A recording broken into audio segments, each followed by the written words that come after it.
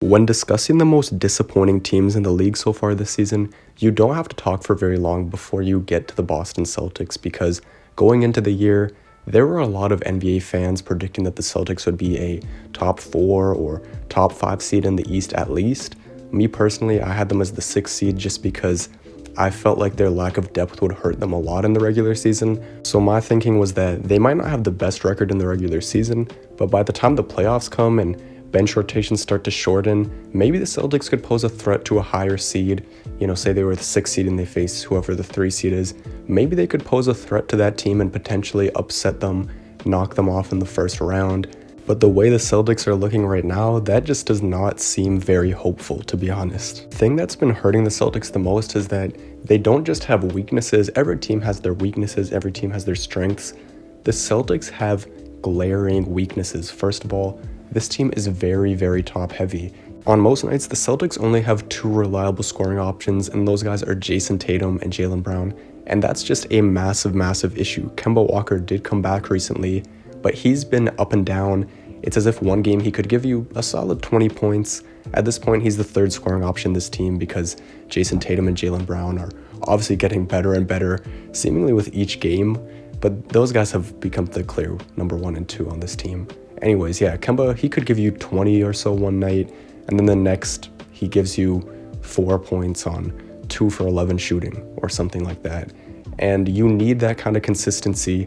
You need a 3rd guy that can give you some scoring production on any given night, right? Whether it's from a guy like Kemba Walker in the starting lineup or someone off the bench giving you consistent scoring, right? The Celtics don't have that. One thing that I've been really noticing with this team is that the bench is very inconsistent, and that's because they have a lot of young guys coming off the bench. Payton Pritchard, he's been really surprising this year. He's been a nice bright spot, but he's still a rookie, and from game to game, you don't know what you're going to get from him. Kind of the same thing with a guy like Aaron Nesmith. You don't necessarily know what you're going to get from him either. Semi Ojeleye, Grant Williams, Robert Williams, Carson Edwards, they just can't seem to find guys off the bench that can give them consistent offensive production. So the over-reliance on Tatum and Brown has not been good, but it's not just that. This team doesn't look very fluid. They don't really look connected on the offensive end. When I was watching this game tonight against the Hawks, I was seeing a lot of unforced errors. I only watched the first half, so keep that in mind. It didn't seem like it got much better in the second half.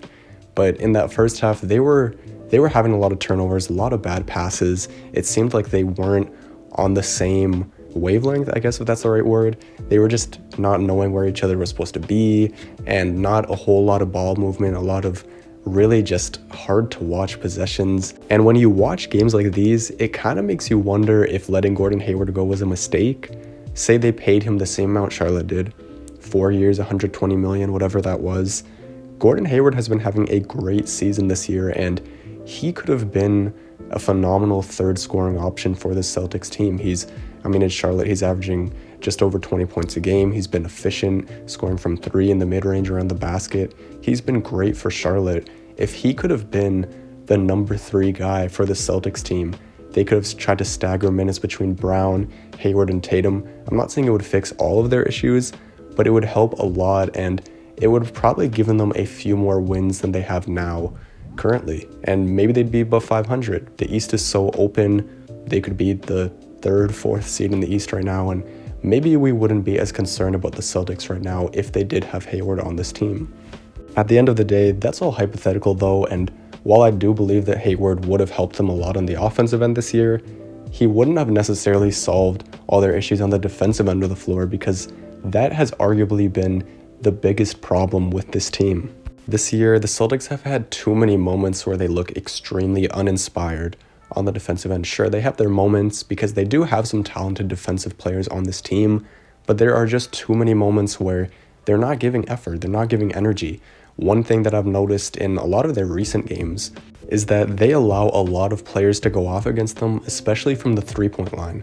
Look at guys like recently, Saddiq Bey dropped 30 against them. Trae Young had a game against them where he had 40. Tonight, Gallinari, 38, 10 threes. Luka had a tremendous game against them.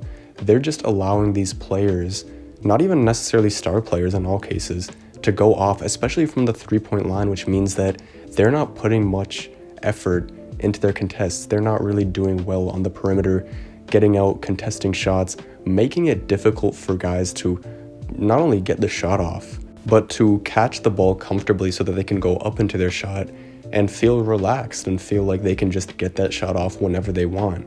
And honestly, I don't know if Marcus Smart is the simple answer here. Obviously, he'll help when he comes back, but I don't think that he's necessarily going to just fix all their problems and they're going to be some really great defensive team once he comes back. He brings energy, he holds people accountable, and his effort on defense is contagious. But who knows, maybe there's just chemistry issues because there are a decent amount of new players on this team, and it takes a while to not only become acquainted with your new teammates on the offensive end, but on defense as well. You have to learn how to communicate with each other. If you're new to the team, there might be a new defensive strategy that you have to learn, so there's a lot to consider with all of this. We can't say for sure what the reason for their inconsistent play is. Maybe it's just the pandemic is affecting them. It's a really weird season, and I know that's kind of me just throwing something out there, but it's a possibility. You never know. These guys are human at the end of the day. One thing that I have been seeing, though, that I'm not a huge fan of is this idea of firing Brad Stevens. I mean, look, he could be a contributor to the problem. Sometimes when you have a coach for quite a while, their messages can kind of start to get repetitive, and it's a situation where it's like their message goes in through one ear and out the other type thing. Especially when you're losing, it can get frustrating, and those frustrations can boil over on the court and cause you to be inconsistent on both the offensive and defensive end. But even if Brad Stevens is contributing to the problem, we've still got to give this guy credit. I mean, he's been a very, very good coach in the NBA. He's been successful in the NBA so far. I mean, just look at last season. He took the Celtics to Game 6 of the Eastern Conference Finals, and they were great last year. They've made the Eastern Conference Finals, 3 of the last 4 years? I guess the point I'm trying to make is that if you're behind this idea of firing Brad Stevens, who is the coach that you could hire or replace him with that's going to fix this team's problems? I don't think there's a coach out there that is way better than Brad Stevens that is just going to have all the answers for this team, and they're going to be amazing once Brad Stevens is out and this new hypothetical coach is in. If I'm being completely honest, my hopes aren't too high for the Celtics the rest of the way. I think that they can still be better in the second half of the season, however many games are left. I believe that they can be better, especially once Marcus Smart comes back. Maybe they just need a bit more rest after the All-Star break. They'll be a playoff team.